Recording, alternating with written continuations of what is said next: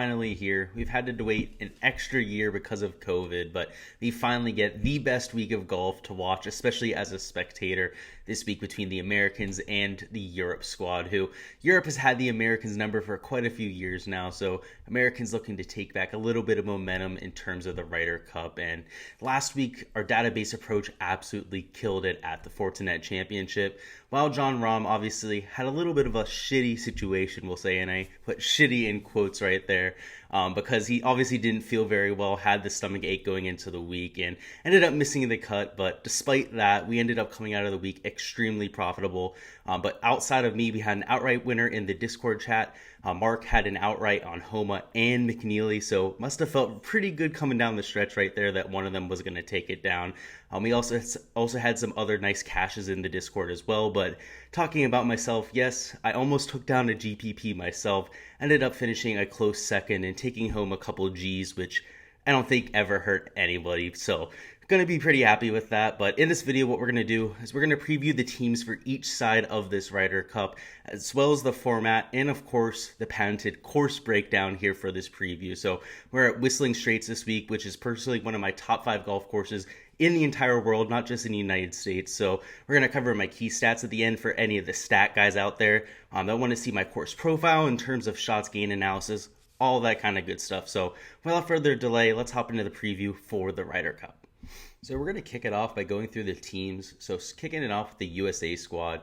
This team is made up of 6 qualifiers that automatically qualified through a points basis and 6 captain's picks, which is a little bit different than what we're seeing from the European squad, where they have 9 automatic qualifiers and just 3 captain's picks. And there's quite a bit of debate out there as to which format's better, which format you can pick the better team. And to me, it's quite obvious. It's the US's format, right? If you have more picks at the end, you can not only just go with the top 9 picks if you want to in terms of qualifying points, you have the flexibility to try and find pairings that'll really work, people that have complementary skill sets for alternate shot, people that have volatile games in terms of the 4-ball, that kind of thing. There's a lot of ways to attack this, so I think having that flexibility is always a good thing. But again, let's go through the US squad. So for the automatic qualifiers, kicking it off, we have Collin Morikawa, who won the PGA Championship and Open Championship in his first ever times at these events, which is just absolutely ridiculous. The kid is an absolute stud.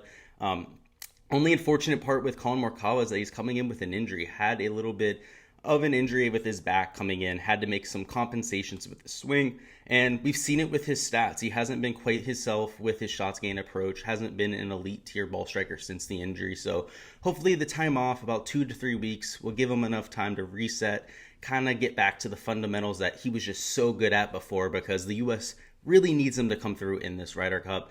At number 2 in terms of our qualifiers, we have Dustin Johnson, who is cool as a cucumber. We know that he thrives in match play because he's able to block out a lot of the noise, just kind of focus in on what he needs to do, which is executing shots. And he was the world number 1 for quite some time there, so we know he's one of the best, if not the best in the world at doing so. So he's very familiar with this course, has a very good skill set to take down this course. I mean, we saw him almost win the PGA Championship if it weren't for that costly penalty stroke on the 72nd hole, where he grounded his club in a bunker that he didn't even know existed. We'll get to the bunkers here at Whistling, and they're quite ridiculous. There's more than any other golf course in the world. They actually can't even count them all. There's that many. So that's something to be said for this golf course. And again, we'll get into that. We also have Bryson, who made the team, who I think there's a lot of negative connotation on him coming into this. And I still think he's going to be extremely valuable for the team. He's training for a long drive competition. It's the day after the event ends, which is kind of crazy that he's going to make the trip over there and compete in that just the day after this grueling week. He's talked about having sore hands and calluses on them. So hopefully he can get that together before this event and before his long drive event, because I really honestly hope he does well at that as well. You know, he's a guy who's breaking a lot of barriers in this sport, taking a non-traditional route, and I have a lot of respect for that kind of game. We have Brooks Koepka, you know, kind of the opposite end of that spectrum there, a little bit of that saga there. Brooks Koepka is talking about how hard it is to compete as a team. You know, he's very much an individualistic kind of person, somebody who looks at golf as a sport of individuals. Hopefully he can set that aside and put some team play together this week for the Americans. We also have Justin Thomas, who's this year's version of Captain America, because we don't have Patrick Reed this time around. But nobody loves and has more respect for this than Justin Thomas. You can tell that he thrives off that energy. He's constantly trying to pump up the fans, and maybe Spieth kind of relishes that as well. He's probably the only other person on this team at that tier in terms of team spirit. So hopefully Justin Thomas can kind of be a leader and catalyst for this squad. And finally, we have Patrick Cantlay, the last automatic qualifier. He's a FedEx Cup champion. His nickname's Matty Ice for a reason, right? He's going to go out there, just be absolutely ridiculous, going to be pretty much cool-headed just like DJ the entire time. So I could very well see him as somebody they use as a closer come Sunday for the matches. Could be a very good partner for somebody like Bryson DeChambeau. Actually, I take that back. They had a little bit of that quabble at the BMW Championship, but they could pair with somebody who's a little bit more volatile. Maybe one of the rookies like Scotty Scheffler, kind of calm him down.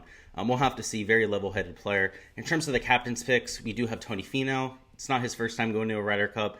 He has quite a bit of experience now because he played the last time out, and we know he looked very good during the playoffs, was able to get the win at the Northern Trust, which was a long time coming. Has a great course fit for whistling with his length. We also have Xander Schauffele and Jordan Spieth, which I'm actually just going to lump these two together. They were clear picks for this team because of their standings. They had great years, had wins on the board. Xander taking home the gold medal was a big deal. Jordan Spieth with a breakthrough win, breakthrough season. No surprises there. Harris English, maybe a little bit of a surprise to those that aren't very in tune when it comes to golf, people that don't watch the PGA Tour week to week, but for the last 2 years, English has been nothing short of spectacular. Keeping him off the team would have been an embarrassment for Steve Stricker. Daniel Pick's the only pick that kind of surprised me, and that's only because he isn't the best course fit. He wasn't necessarily an obvious choice in terms of the points, in terms of it being like a top 9 person or something like that, but he's a major plus to team chemistry, somebody who's just an absolute gamer. You wouldn't want to be playing this guy for money. The guy is extremely fiery, extremely competitive. So if you put him in a match play situation, I think that works out very well. And again, he's a major plus to team chemistry. You could definitely pair him up with Bryson DeChambeau. He wouldn't have an issue with that. And then if you go down to Scotty Scheffler, he's another Ryder Cup rookie. But a Ryder Cup rookie, I think that's going to be here for a very long time. Scotty Scheffler has the moxie that you're looking for in a Ryder Cup teammate. Somebody I think is going to be a top 5 or potentially even number 1 player in the world someday. He is by far the best driver in the world other than Rory McIlroy right now. And that is not an opinion. That is straight up facts. If we take a look at the shots gained metrics, he's somebody who hits the ball about 325 off the tee, hits almost 70% of fairways. So he has the occasional yit from time to time. That's why his shots gained numbers aren't among Jon Rahm or Rory McIlroy's numbers. But if he cleans that up, which he will over the next year or so, he will be the number 1 shots gained off the tee player come the next year or so. So I really like him at Whistling Straits, a golf course that's extremely long where you have to drive the ball very well, and we have to do it with a fade, and that's his preferred ball flight. So I really like Scotty Scheffler in this format for the Americans, and I think he was a great pick by Steve Stricker. Again, getting him experience as a young, up-and-coming prospect is going to pay dividends well down the road for the Americans in terms of using him in the future. Now going over to the European side of things, we have 9 qualifiers, like I said before, so a little bit of a different team makeup, but I think a lot of the people that qualify would have been picks anyway, so doesn't really change who we're seeing out here. At number 1, we do have Rory McIlroy, who has really shown some flashes of form of late. A hot Rory is a dangerous threat to the American side. We all know that. Had the win at the Wells Fargo, had a few top 10 finishes during the playoffs, some really good ball striking rounds as well. So you really like to see that from Rory, especially coming into a high profile event like this. Jon Rahm is the world's best player. He had a little bit of a letdown in that shitty situation at the Fortinet Championship, but make no mistake, this is the world's best player and who loves the spotlight of match play. He thrives in that kind of situation. When he was a rookie at his first Ryder Cup, before he hit his first tee shot, he was riling up the crowd, telling them to get loud, telling them to, either boo him or cheer for him, whatever they wanted to do, and that's exactly what you're looking for, especially in one of the world's best players. So I expect him to be a massive problem for the Americans. I'm going to lump Matt Fitzpatrick and Terrell Henn together. They're going to love the links feel of this golf course. I think a lot of people think that it favors the American side because of the length. And while that's true, these are professional golfers. They all hit the ball well over 300 yards, and they're not going to have issues with the length. They all have more than enough length to be hitting mid-irons into all of these greens, and they're going to like the feel of an Irish/Scottish course. They're used to playing these from growing up. They have a lot of experience playing them on the European tour as well. So I really like their skill sets for this golf course, and I think they could cause problems for the Americans that a lot of the American fans may be overlooking at this point. Tommy Fleetwood, he's a staple of these Ryder Cup teams, very good in the match play format. I feel like it frees him up a little bit, allows him to score. He's talked about that in the past. Just this past year at the WGC, he performed amazing. So automatic qualifier here, obviously going to be a problem for the Americans. Victor Hovland's a rookie, so kind of the thunder to the lightning in terms of Scotty Scheffler and Victor Hovland here, both going to be very good on the European team going forward. Scotty Scheffler for the American team going forward, and it's the ball striking for Victor Hovland I really like. I mean, obviously he hits the ball very straight, also does it with a fade, which is the preferred ball flight for this golf course, and I think the putting could be better, but he's a rookie. Again, he automatically qualified. As he gets better with the flat stick over time, this guy's going to be scary, potentially even a top 5 player in the world. Lee Westwood, he's been a commonplace on this squad for seemingly the last 20 years at this point. I mean, Father Time's not even really catching up with him. We've seen him have 5 top 5 finishes between the European and American Tour over the last year, so has been hitting the ball extremely well. That's why he qualified here. And Burton Wiesberger is somebody who maybe maybe the American golf fan doesn't know a lot about. Maybe even some hardcore fans haven't seen him often, but he's a European Tour standout, and he played extremely well at Augusta National for the Masters this year. Ended up going out, was, I believe, in the lead for even a little bit of holes there. So somebody who the Americans should look out for, shouldn't necessarily overlook and just expect to win matches against. And in terms of the captain's picks, if we go down to them, we have Sergio Garcia, Ian Poulter, and Shane Lowry. Let's talk about Ian Poulter first. He's the absolute boogeyman himself, Mr. Ryder Cup. Ian Poulter is going to look to further cement himself as the biggest and baddest villain in perhaps Ryder Cup history for the Americans. Enough said there. He's going to go out and absolutely decimate whoever he plays against. We have Sergio Garcia. We knew this was coming. We knew he was going to be one of these picks. It's very hot coming into this year's event. It's been very good with the ball striking over the last month. And hell, the guy won a match play event and won a playoff this year earlier at Austin with a hole-in-one. So the guy's clutch as shit. So definitely going to see Sergio Garcia have some pretty good matches out there. And Shane Lowry is just a solid pick, especially in terms of leadership. Has a very well-rounded game. It's going to be good in alternate shot. Very good at getting out of trouble. So I like the pick there in terms of strategy. I don't necessarily think he's going to be a single match stalwart or anything like that, but could definitely have some use in alternate shot or the 4-ball format. Now I want to go quickly through the event format for this year's Ryder Cup. For some of the people that aren't quite as familiar with it, it is only 3 days of golf instead of 4. We're going to be playing Friday through Sunday for this year's Ryder Cup, and each match is going to be worth 1 point. There's going to be different formats for these matches, but in the event of a tie, there will be half a point awarded to each team. There will be a total of 28 matches for 28 points total, so the first team to 14.5 points will take home the Ryder Cup. If it ends up being a 14-14 tie, the Europeans would retain the Ryder Cup. So let's take a look at the format. So for Friday and for Saturday, we have the same format. We're going to have 4-ball and foursome formats on each day. So in the morning, if we're playing 4-ball, there will be foursomes in the afternoon and vice versa. And to go over the formats for anyone that's not familiar, what we mean by 4-ball is essentially best ball, right? So everyone's going to play their best ball. The lowest score for the team on every hole is going to be counted. Essentially, the optimal strategy for this type of play is to have your most volatile golfers play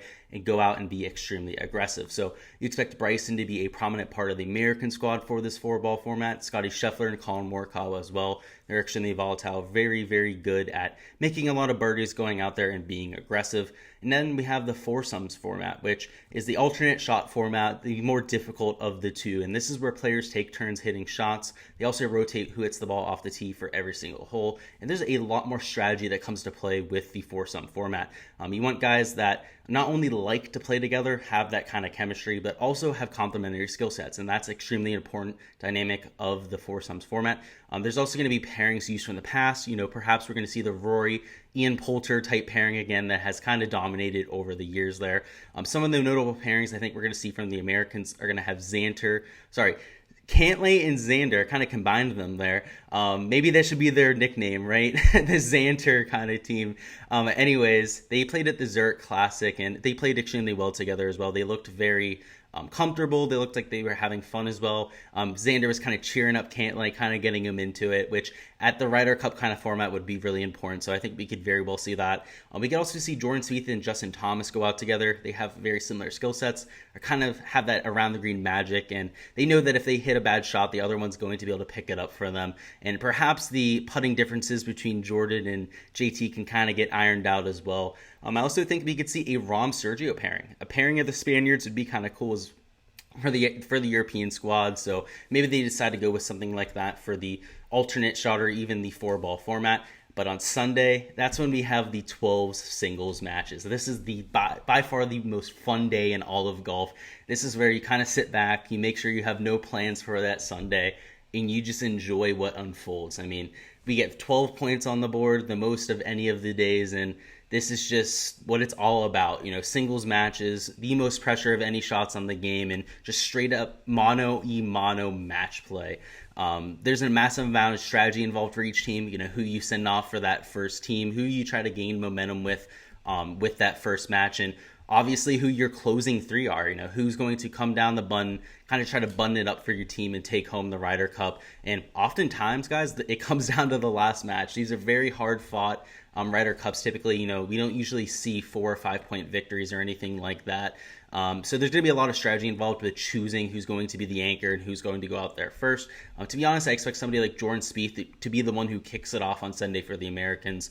Somebody who's extremely energetic, right, is very easily rallying up the crowds with some of his great shots that he pulls off. Another candidate for the closing role, I think Brooks will be the cold-blooded closer, somebody who has said he doesn't really care for this event, and maybe he's kind of just trying to rile himself up internally. He says some wacky things out there, and a lot of it is to kind of get himself in the right mindset. Maybe he needs to kind of look at it and dismiss it a little bit to be in the right mindset to go out there and play his best golf. Maybe if he gets too much into it, kind of psychs himself out of it, he knows that he's going to play worse golf. So it could really be to his advantage that he's saying what he is. So I think he could very well be a closer. Another candidate, though, could be Cantlay. I mean, we saw at the Tour Championship how good he is under pressure. I think he really made a good he had a good audition right there for Steve Stricker for that kind of role. On the European side of things, Jon Rahm and Ian Poulter, they're going to be the caboose or the train engine at the front, one or two. It doesn't matter which way you put them. They are the clear standouts for the European side. And now what you've all been waiting for, our course preview of Whistling Straits Golf Course. It's going to be in Sheboygan, Wisconsin, and I'm not sure if I got that right. I think I was pretty close at the very least. And this is a Pete Dye design, and Lord knows Pete Dye doesn't fucking mess around with his golf courses, okay? He makes some of the toughest, but by far some of the most beautiful designs that in existence in terms of golf courses. He's by far my favorite course designer, and it isn't even particularly close. Here at Whistling Straits, we get a combination of the oceanside dunes of Kiowa Island and a European's links-style golf course. While the golf course isn't on the ocean, it is on Lake Michigan, and of course we do find ourselves in the United States as well, so it has this little bit of a weird dynamic where you don't necessarily feel like you are where you are. You kind of feel like you've been transported to another part of the world, which is pretty cool when it comes to a golf course. There are some of the most beautiful sights imaginable around this property, and I think it was a former garbage dump and also an airstrip at one point. Makes it even more mind-blowing when you take a look at some of these overhead views of this golf course. One note, and it's amazingly obvious if you take a look at this course from an overhead view, is that this has by far the most bunkers of any golf course in the world. There's actually so many bunkers here that they can't even count how many there are. So there's a bunch of small little pop bunkers that pop up here and there that are obviously going to be impossible to count. And then you have some bunkers that resemble more of like volcanoes, right? They're like 30, 40 feet deep. They're caverns. They're 50 feet wide. They don't even look like bunkers. And there's ton of diversity when it comes to these bunkers, and it's just a very interesting golf course to the eye and obviously to try and play as well. There's plenty of trouble in play as well, aside from the bunkers. We have multiple retention ponds strategically placed around this property that not only help with draining, but also create a lot of water hazards off the tee and a lot of interesting strategic situations in terms of carries, how much you want to bite off in terms of carries, all that kind of fun stuff. We also have patches of marsh and patches of fescue grass that's just been allowed to grow for its entire life all around this property that are going to swallow up golf balls and lead to massive scores. I guess the good thing about match play and the good thing about at least the 4-ball format is that those big scores won't necessarily matter, but when it comes to the alternate shot, you better hold on. You better make sure that you're avoiding a lot of this trouble at the very least. A staple of these die designs are going to be the cantered fairways. We see it in pretty much all of his golf courses. We saw it at Kiowa Island. I was there earlier on this year, and there was not one fairway there that was flat. Every single one had a ton of undulation to it, whether it was left to right, right to left. The sand dunes were the cause for that. And up here at Whistling, because it was built on a dump, there was those artificial mounding due to the trash and everything like that. You do have a ton of cantering in these fairways. Another thing of note is that a left to right ball flight is definitely preferred on this golf course. Almost every single fairway has a little bit of curvature from left to right, especially those that are along Lake Michigan. They had to build them in that type of way, at least for the draining, making sure they could actually build them there on the cliffs as well, as they're all cantered from left to right. So making sure that you have that ball flight is pretty much the only way to stay on these fairways. If you're somebody who hooks the ball and can't hit that left to righter, which I think pretty much everyone on this field has that in the bag, you would have some trouble. And now let's go into some of the specifics in terms of metrics. We have a par 71 golf course, and it's a typical par 71 setup. It does have a 5-3-4 end to it, like almost all Pete designs do in terms of a par 5, a par 3, and a par 4. In that long number 18 par 4 is absolutely ridiculous. It is by far the hardest hardest hole on this golf course, perhaps one of the hardest golf holes in the entire world. It is 7,390 yards per the Ryder Cup site, but that is a complete smokescreen. When we saw this for the PGA Championship, it played a lot closer to 7,790 yards. And hell, to be honest with you, I expect a number even longer than that for this year's Ryder Cup. The Americans are going to try and maximize the distance to gain even more advantages over the Europeans off the tee.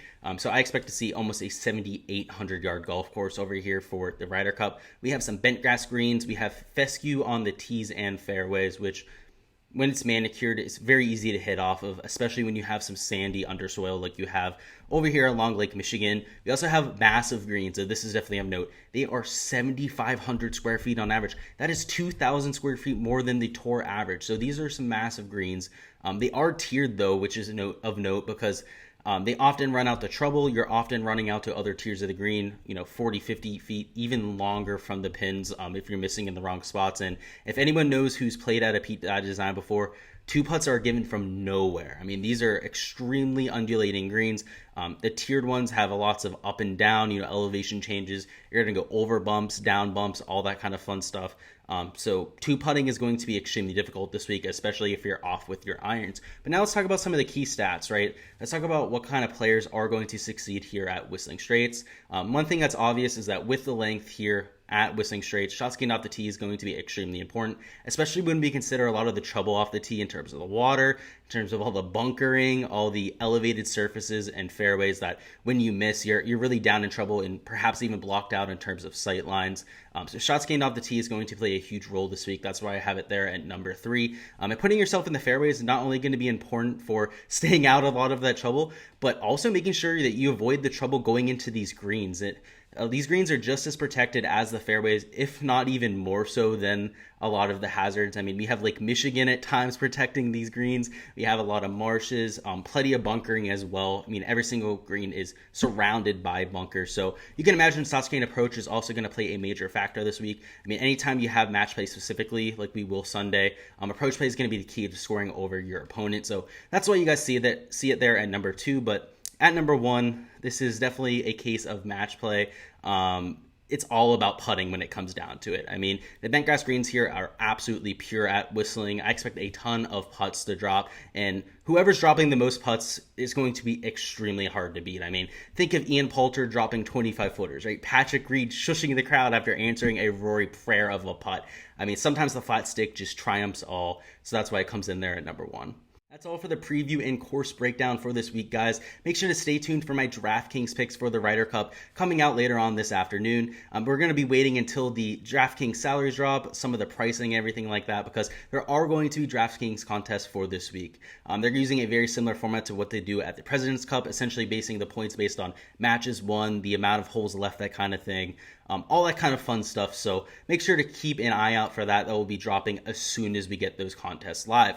What I want you guys to do is let me know in the comments who you guys thinks wins this Ryder Cup, and also by what margin. I personally have the USA winning 15-13, a 1 point victory at their 2 point margin. en route to a victory for the first time in quite some time on American soil. As always, make sure to like and subscribe if you guys enjoyed the content. It really helps me out with growing the channel. And again, I really appreciate your viewership a ton. We also have football season in full swing, so if you're an NFL fan, make sure to stay tuned for all of that content here on the channel. We have Monday Night Football coming on tonight. I have a preview already up on the channel for that, so make sure to take a look at that. We're also going to have Week 3 DFS content coming out this week for the main slate there on Sunday, as well as all of the showdown slates throughout the week. So until my DraftKings picks later on this afternoon, I'll see you guys later.